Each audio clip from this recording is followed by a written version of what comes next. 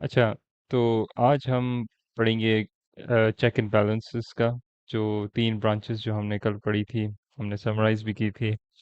किस तरह के वो तीनों किस तरह काम करती है, उनका फंक्शन क्या है, और वही फंक्शन जो है वो उनका चेक एंड बैलेंस के हिसाब से है। जैसा मैंने आपको बताया ना कि सदर के पास ये अख्तियार है कि वो कोई भी ऑर्डर है वो एग्जीक्यूट करता है, अगर जो लेजिस्लेटिव ब्रांच अगर कोई भी चीज़ मतलब पास कराना चाहे, ठीक है, कोई भी बिल हो, वैसे उसको बिल कहते हैं मोस्टली, आप पर्ची कह दें या कुछ भी कह दें। तो लेजिस्लेटिव ब्रांच का काम है ना कि कोई भी लॉ वगैरह बनाना, ठीक है, और इसमें डिक्लेयर वॉर मतलब जंग जो है ना उसका ऐलान करना भी इन्हीं का काम है। मगर इनके पास क्योंकि फौज नहीं है, वो सीधा फिर हमेशा सदर को देंगे। जैसा मैंने कल आपसे मतलब मैंने आपको जो एग्जांपल दी थी, और फिर सदर को साइन करना होता है और फिर तभी जंग होती है, क्योंकि सदर के पास इख्तियार है फौज का। और मगर सदर खुद से नहीं जंग शुरू कर सकता, ठीक है, वो सदर का काम नहीं है। सदर का काम सिर्फ ही सिर्फ एग्जीक्यूट करना, कोई भी चीज़ एग्जीक्यूट मतलब किसी को अप्रूव करना कि भाई वो हो सकती है। मतलब नाम से ही एग्जीक्यूटिव का मतलब ही है कि कोई चीज़ एग्जीक्यूट करना है। इंग्लिश में एग्जीक्यूट का मतलब ही यही है कि आप कोई चीज़ जो है ना उस छुड़वाते हैं या करते हैं। तो ये तो हमारा मतलब कि ये आपके एक छोटी सी एग्जांपल होगी। अगर अभी हम ज़रा इसको डीप में जाते हैं और देखते हैं ये चेक एंड बैलेंस किधर किधर हैं और क्यों हैं, ठीक है। तो मैं ज़रा जूम इन कर देता हूँ इसको, एक मिनट।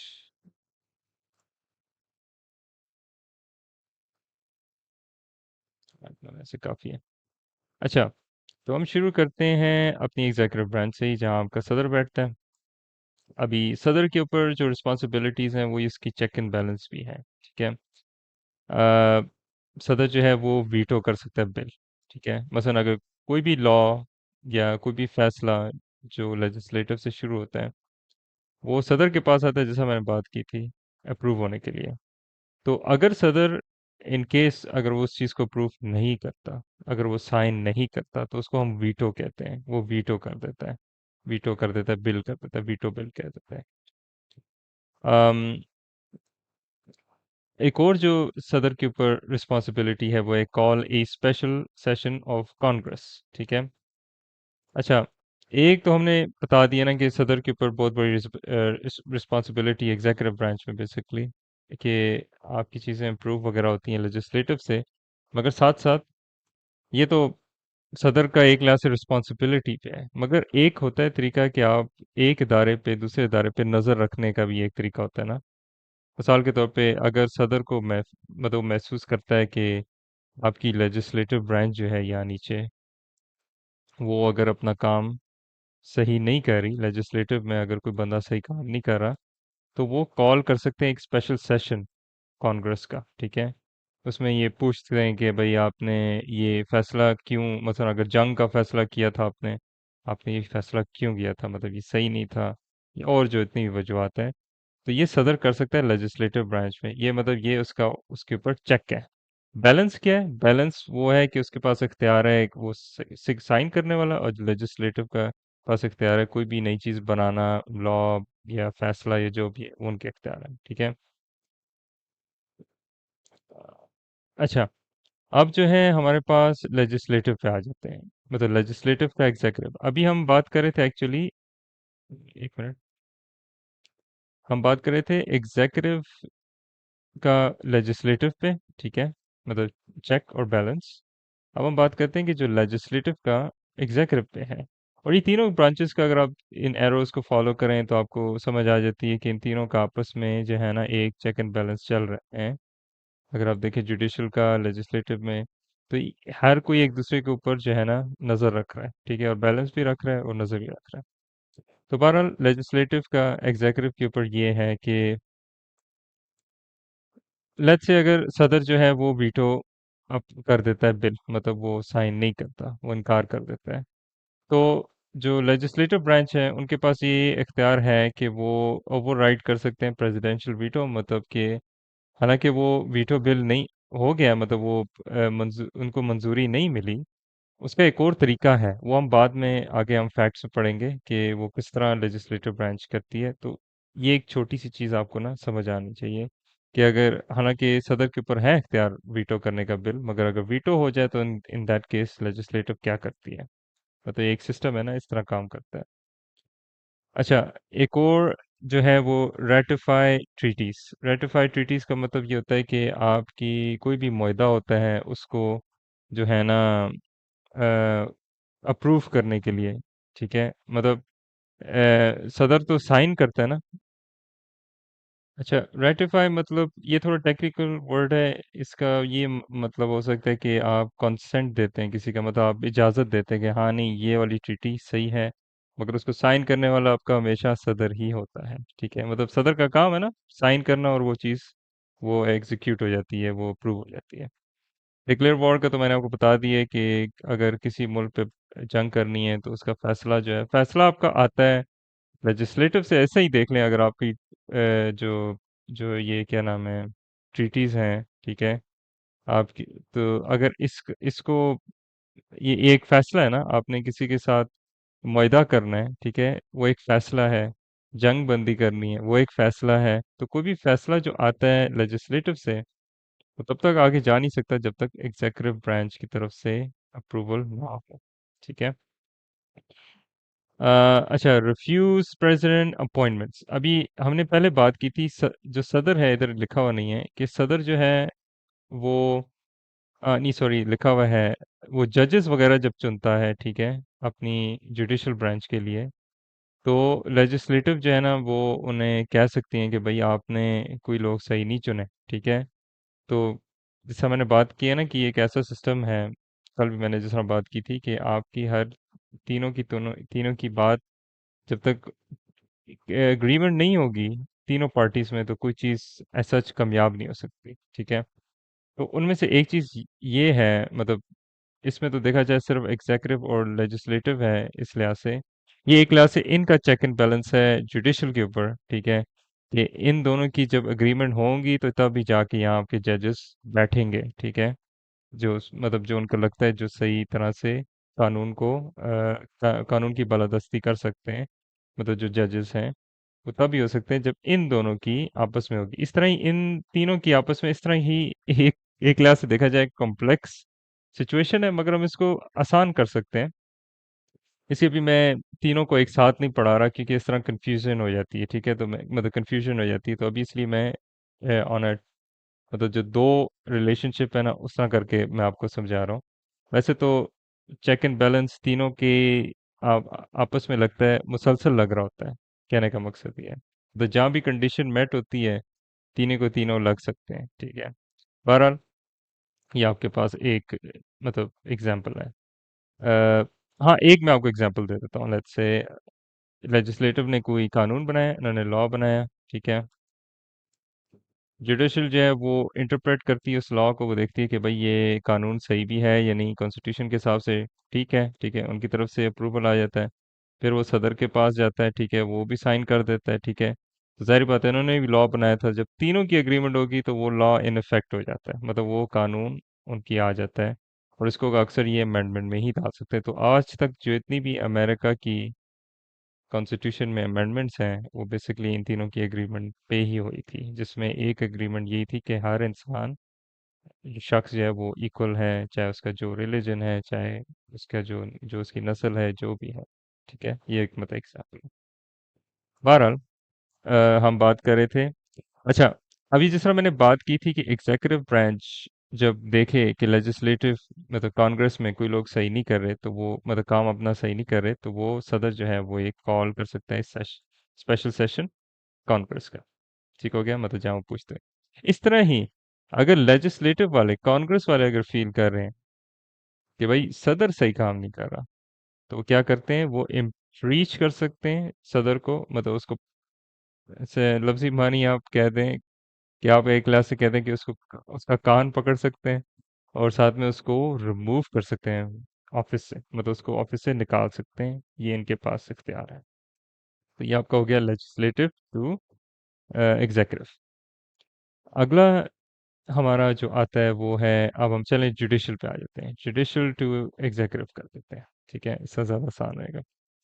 तो जुडिशल टू एग्जीक्यूटिव जो है हमारे पास ये है कि जो जो जुडिशल आपके पास जो ब्रांच है उसके पास ये कि जो भी सदर के एक्शंस हैं, मतलब जो भी वो साइन करें बिल, मसलन इधर अभी हमने जंग की बात की थी, वो सिर्फ लॉ, जो मतलब वो जो जो लॉ है उसको सिर्फ देख ही नहीं होते कि ये कॉन्स्टिट्यूशन के हिसाब से ठीक भी है या नहीं। ठीक है, मतलब उनकी नज़र सिर्फ, मैंने कहा ना, तीनों के ऊपर आपस में चेक एंड बैलेंस हो रहा होता है, मतलब तीनों की आपस में नज़र होती है, सॉरी, तीनों की हर एक दूसरे के ऊपर नज़र होती है। तो वो देखते हैं कि अगर ये लॉ कॉन्स्टिट्यूशन कॉन्स्टिट्यूशन है भी या नहीं, मतलब ये तो इनका इनके ऊपर है ना, लेजिस्लेटिव के ऊपर, उनके ऊपर। फिर जुडिशल का, एग्जीक्यूटिव पे ये है कि जो सदर ने जो साइन किया बिल, क्या वो भी कॉन्स्टिट्यूशन है या नहीं। मतलब अगर एक, इन अदर वर्ड्स आप ये कह सकते हैं कि जुडिशल वालों का टोटली काम ही यही है कि भाई वो आपके ना एक लिहाज से जो आपका प्रॉक्टर नहीं होता, ठीक है, मॉनिटर जिसको कहते हैं क्लास में, वो बेसिकली जुडिशल वालों का काम है। वो देखते हैं एक्शंस, वो देखते हैं जो तरीके, मतलब देखते हैं कि हर चीज़ एथिकल है भी या नहीं। ठीक है, तो मतलब ये इनका बेसिकली। अच्छा, दूसरा जो है एग्जीक्यूटिव का जुडिशल के ऊपर क्या है, ठीक है, वो यही है कि सदर जो है वो तो जजेस वगैरह चुनता है, और सदर जो है कानून के खिलाफ, जैसा मैंने को कहा था ना, अगर आपको कल याद हो, एक मैंने आपको मिसाल दी थी कि किसी भी शहरी को सदर माफ कर सकता है चाहे उसने जो काम किया, हालांकि कानून वालों के हिसाब से, मतलब जुडिशल वालों के हिसाब से, कॉन्स्टिट्यूशन के हिसाब से, अगर कोई बंदा जुराइम करता है, ठीक है, मनी लॉन्ड्रिंग करता है, अम, और जो कोई बुरे काम करता है, उसके लॉ के हिसाब से तो उसको पनिश करना चाहिए ना उसकी। मगर ये सदर के ऊपर एक लाख से आप कह दें, ये इख्तियार है कि जुडिशल नहीं क्वेश्चन कर सकती, अगर सदर किसी को चाहे वो पार्डन भी कर सकता है। ठीक है, मतलब किसी को वो माफ कर सकता है, और फिर जुडिशल को ये फैसला कबूल करना पड़ता है। ठीक है, मतलब ये एक लिहाज से सदर का चेक है जुडिशल के ऊपर। ठीक है, मतलब जुडिशल हर किसी को अपने कानून के हिसाब से जो है ना, वो नहीं फंसा सकती, अगर सदर चाहे तो किसी को माफ भी कर सकता है। ठीक हो गया, तो ये आपकी चेक एंड बैलेंस है एक दूसरे के ऊपर। ठीक हो गया, जुडिशल टू लेजिस्लेटिव तो हमारे से हमने बात कर दी थी, कि जुडिशल नज़र रखती है कि वो किस तरह के लॉज बना रहे हैं अपने कांग्रेस में, और जब अगर कोई ऐसा लॉ जो कॉन्स्टिट्यूशन के खिलाफ है, वो फिर ये जुडिशल यही कह देती कि भाई आपने लॉ जो है वो नॉन कॉन्स्टिट्यूशनल है। ये तो हमने जुडिशल टू लेजिस्लेटिव कह दिया। मगर क्या होता है अगर, अच्छा, अब लेजिस्लेटिव का जुडिशल के ऊपर क्या है, ठीक है, हालांकि देखा जाए सदर ने तो अपॉइंट किए थे जजेस, ठीक हो गया, जब उसने अपॉइंट कर दिए वो उनके बारे में कुछ कर नहीं सकता। अगर उसने गलती से गलत लोग चुन लिए तो उसके बारे में कुछ नहीं कर सकता। ठीक है, मतलब ये एक बैलेंस है ना। मगर उस बैलेंस को बराबर करने के लिए आपकी लेजिस्लेटिव पे ये इसी वजह से जिम्मेदारी है, हर एक इदारे पे एक जिम्मेदारी है बैलेंस करने के लिए, ठीक है, चेक करने के लिए। तो लेजिस्लेटिव वाले हैं वो वाहिद लोग हैं जो इसके बारे में कुछ कर सकते हैं। वो जैसा मैंने कहा था कि वो रिफ्यूज़ कर सकते हैं सदर की अपॉइंटमेंट्स, अगर वो गलत लोगों को चुन रहा है तो ये कह सकते हैं भाई आपने गलत लोग चुने। और जब वो लोग बैठ जाएं, जब वो जजेस बैठ जाएं और वो फैसले, मतलब ये करने, ये सुनाने शुरू कर दें, और उनके हिसाब से अगर फैसले कोई सही नहीं है, तो कांग्रेस जो है उनके पास अथॉरिटी है, जिस तरह वो सदर के कान खींच सकते हैं वो जजेस के भी कान खींच सकते हैं। ठीक हो गया, लेजिस्लेटिव के ऊपर एक और जिम्मेदारी है कि वो कोर्ट्स वगैरह भी, जो लोअर कोर्ट्स जो होते हैं आपके, वो बना सकते हैं। मतलब एक तो आपका सुप्रीम कोर्ट होता है ना, तो उसके नीचे वाले कोर्ट्स हैं।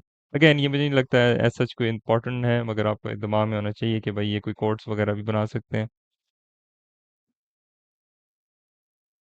अच्छा, उन्होंने लेजिस्लेटिव ऐसी भी अमेंडमेंट्स, मतलब सदर को कह सकते हैं अगर उन्हें लगता है कि सुप्रीम कोर्ट्स की जो डिसीजंस हैं वो सही नहीं है, ठीक है, तो ओवर रूल करने के लिए, मतलब उनको एक लिहाज से, मतलब एक लिहाज से इधर की, इधर आप ये कह सकते हैं इनकी आपस में नूरा कुश्ती है, कि एक लिहाज से जुडिशल वाले जो हैं वो देख रहे हैं कि आप कोई चीज़ सही एथिकल कर रहे हैं या नहीं, तो वो नॉन कॉन्स्टिट्यूशनल कहते हैं, मतलब इनके पास कॉन्स्टिट्यूशन है बेसिकली, जुडिशल वालों के पास कॉन्स्टिट्यूशन है। ठीक है, अगर कॉन्स्टिट्यूशन में कोई चेंजेस वगैरह चाहिए ना, तो ये लेजिस्लेटिव वाले ही कह सकते हैं कि भाई हाँ ये हमने अमेंडमेंट डाली थी कॉन्स्टिट्यूशन में, मगर इसमें कोई खराबी है, ठीक है। तो ये बेसिकली ये जो लास्ट लाइन है ना, can propose constitutional amendments to overall to overrule supreme decisions, ये बेसिकली इसको एक्सप्लेन करने के लिए।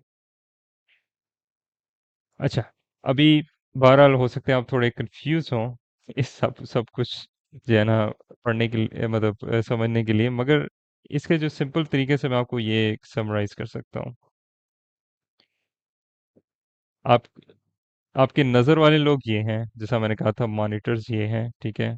ये देखते हैं कि एक्शन जो सदर का है, एग्जीक्यूटिव ब्रांच का है, और या कांग्रेस का है या लेजिस्लेटिव का है, वो सही है या नहीं। अगर नहीं है तो वो क्या कहते हैं, वो कहते हैं कि ये कॉन्स्टिट्यूशन के खिलाफ है, मतलब आपको कॉन्स्टिट्यूशन को फॉलो करना चाहिए। मॉनिटर है ना, तो वो आपको यही कहेंगे ना, भाई रूल्स फॉलो करो, ठीक हो गया।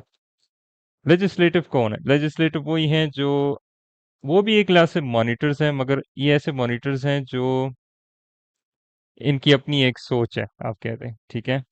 अपनी इस तरह सोच है कि वो सदर के भी कान खींच सकते हैं और जुडिशल के भी कान खींच सकते हैं, ठीक है। ये मतलब ये बड़े मॉनिटर्स हैं, आप कहते हैं। मगर इनमें ये फ़र्क है कि ये कान कॉन्स्टिट्यूशन के हिसाब से नहीं खींचते, जिस तरह आपके मॉनिटर्स जुडिशल में होते हैं, उस तरह नहीं खींचते। वो देखते हैं कि ओवरऑल परफॉर्मेंस क्या है आपकी, आपकी ना परफॉर्मेंस के ऊपर ये कान खींचते हैं। ये कॉन्स्टिट्यूशन के हिसाब से कान खींचते हैं और ये परफॉर्मेंस के ऊपर कान खींचते हैं। इस तरह पे जो सदर है, सदर का काम ये है कि वो सिर्फ लेजिस्लेटिव के कान खींच सकता है, ठीक है, अगर लेजिस्लेटिव सही काम नहीं कर रही, ठीक है। है तो ओरिजिनल मॉनिटर्स हमारे जुडिशियल वाले ही हैं, ठीक है। मगर जैसा मैंने कहा ना कि अगर परफॉर्मेंस सही नहीं है तो ये करते हैं, अगर परफॉर्मेंस वाले ही नहीं सही कर रहे तो आपके सदर है, ठीक है, एग्जीक्यूटिव है, ठीक हो गया। मतलब ये एक, मैं तो बेस्ट तरीके से मैं आपको समराइज कर सकता हूँ, मैं इस तरह कर सकता हूँ, ठीक है। तो अब वो जुडिशियल वालों के तो कान नहीं खींच सकते, क्योंकि जुडिशियल वाले ये खुद ही, मतलब एग्जीक्यूटिव वाले वो मॉनिटर्स खुद ही चुनते हैं, ठीक है। तो वो तो फिर उन पे अपनी जिम्मेदारी है कि भाई आप बंदे ही पहले सही चुने कि आप बाद में उनके कान खींचें, ठीक हो गया। अच्छा, अच्छा, अभी मैं आपको, मैंने वो बिल की बात की थी कि जब सदर कोई भी फैसला लेजिस्लेटिव ब्रांच से शुरू होता है, ठीक है। हाँ, मैं उनको मॉनिटर्स ही कह रहा था, मगर मतलब बड़े मॉनिटर्स है जो भी है, मगर एक लिहाज से वो आपके राय देने वाले लोग भी है ना, मतलब उधर से ही सारी राय आपकी आती है लेजिस्लेटिव से।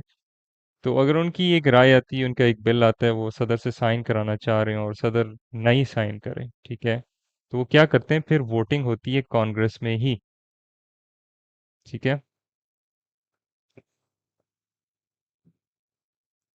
उसमें आपको 2/3 मेजोरिटी चाहिए होती है, अदरवाइज वो बिल पास हो ही नहीं सकता। मतलब सदर से साइन ना हुआ तो उसका कांग्रेस में हुई आपकी वोटिंग, 2/3 मेजोरिटी हुई, फिर जाके आपका वोट बना, अदरवाइज वो पास नहीं होगा, ठीक हो गया। अगेन जब वो बिल पास हो जाए, जैसा मैंने आपको बात की थी, जुडिशियल वाले जो हैं, जो मॉनिटर्स हैं, वो जाके सीधा इनके, वो कहेंगे भाई आपने ये जो बिल है वो सही नहीं पास किया, या बनाने से पहले भी वो कह सकते हैं भाई ये बिल सही नहीं है, ठीक है। ये इनका आपस में एक दूसरे की नज़र रखने वाला है। अगेन मैं दोबारा इसे रिपीट कर रहा हूँ ताकि ज़रा कंफ्यूजन ना हो, सॉरी। बहरहाल सदर जो है, अगर वो साइन नहीं करता बिल, ठीक है, तो ये होता है कि उसको 10 दिन उसके पास होते हैं उसको साइन करने के लिए, फिर वो जाता है वोटिंग के लिए, डायरेक्ट नहीं जाता। मतलब अगर सदर ने वो सॉरी, अगर सदर ने इनकार कर दिया साइन करने का, ठीक है, एक है ना सदर ने इनकार कर दिया साइन, तब वो जाता है डायरेक्ट वोटिंग पे, ठीक है।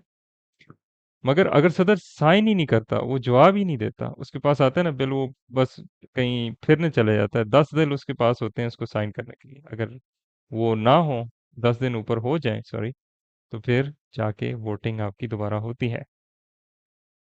अच्छा, सारी जो ब्रांचेस हैं अभी हमने डिस्कस की हैं, इनकी जो ऐसे जो चेक एंड बैलेंस है, बेसिकली इसको सेपरेशन ऑफ पावर कहते हैं ना, इस वजह से क्योंकि हर एक, जैसा मैंने बात की थी, आपके पास परफॉर्मेंस वाले मॉनिटर्स जो थे, लेजिस्लेटिव वाले जो हैं, वो देखते हैं परफॉर्मेंस किन, मतलब सदर और उनकी ठीक है या नहीं, तो ये इनके पास वो पावर है। ऐसा ही जो सदर है उसके पास पावर है कि वो जजेस वगैरह फेंक सकता है जुडिशियल ब्रांच में, मतलब अपनी मर्जी से लोग बिठा सकता है, ठीक है, वो उसके पास पावर है।